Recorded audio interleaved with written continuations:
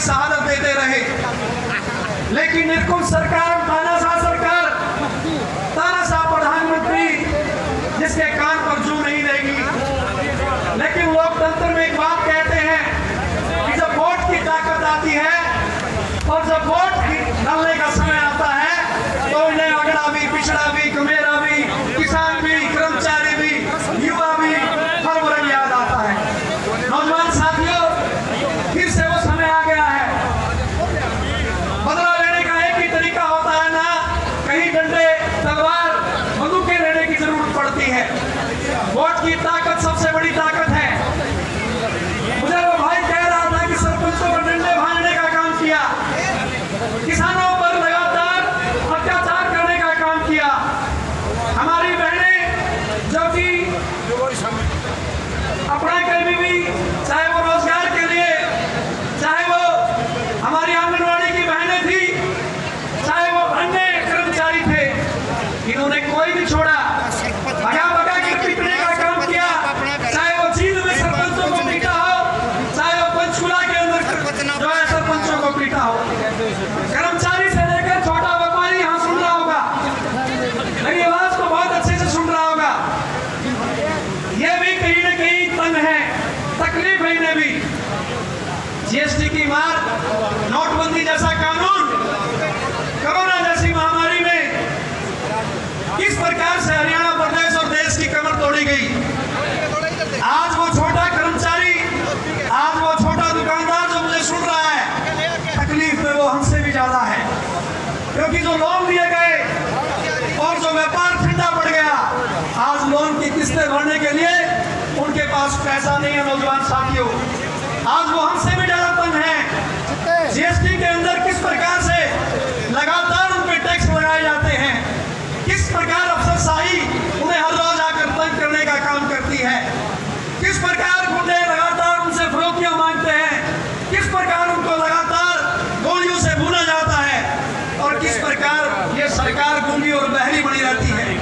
आज हमारा मुख्यमंत्री खुले दरबार लगा करके नाटक करने का काम करता है, कहता है कि मैं लोगों की सुनने आया हूँ, लेकिन सुनने के नाम पर अगर कोई हमारा नौजवान साथी, कोई किसान साथी, कोई कमेरा, कोई गरीब, कोई महिला जब अपनी समस्या लेकर के उनके मध्य जाता है, खड़े होकर के अपनी आवाज बुलंद करता है, तो उसे बिठा दिया जाता है, उसे डंडे मार करके उस खुले दरबार में से निकाल दिया जाता है। किस प्रकार के खुले दरबार हैं, किस प्रकार की गरीब की सुनवाई है, आपसे बेहतर कोई नहीं जानता।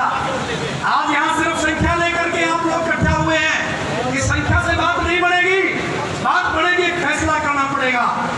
आपको अपने मन में ढालना पड़ेगा कि कौन सही है और कौन गलत है, कमेरे की आवाज कौन है, किसान की आवाज कौन है, गरीब की सुनवाई कौन है, आपका अपना कौन है, आपकी टीस कौन सुन सकता है। तो आपको पता चलेगा कि एक ही शख्स जो हरियाणा प्रदेश में मुख्यमंत्री बना, उसका नाम चौधरी भूपेंद्र सिंह हुड्डा है, जिन्होंने कर्मचारी को सम्मान दिया, जिन्होंने नौजवान को सम्मान दिया, जिसने किसान को कहीं न कहीं अनदेखी ना करके उसकी फसल का उचित मूल्य दिया। एक एक दाना खरीदा गया। हमारी मातृशक्ति बैठी है, पूछिए इनसे जो गरीब परिवारों से आए हुए हैं, कहाँ गए वो 100 गज के प्लाट, कहाँ गए वो गुलाबी पीले कार्ड। कल शिवपुरी से एक मेरे पास बुजुर्ग आए, 62 साल की उम्र हो गई, लेकिन आज उसकी पेंशन नहीं बन रही। क्यों नहीं बन रही?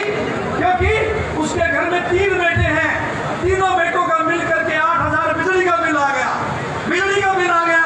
तो इस सरकार ने उस बुजुर्ग की पेंशन बढ़ाने से इनकार कर दिया।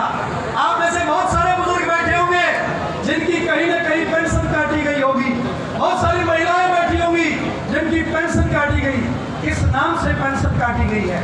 सिर्फ एक नाम से पेंशन काटी गई कि हमारी महिलाओं के बेटे नौकरियों पे लगे हुए हैं, हमारे बुजुर्गों के बेटे नौकरियों पे लगे हुए हैं। अरे तुम्हें क्या पता वो नौजवान उनका सम्मान करता है कि नहीं करता है?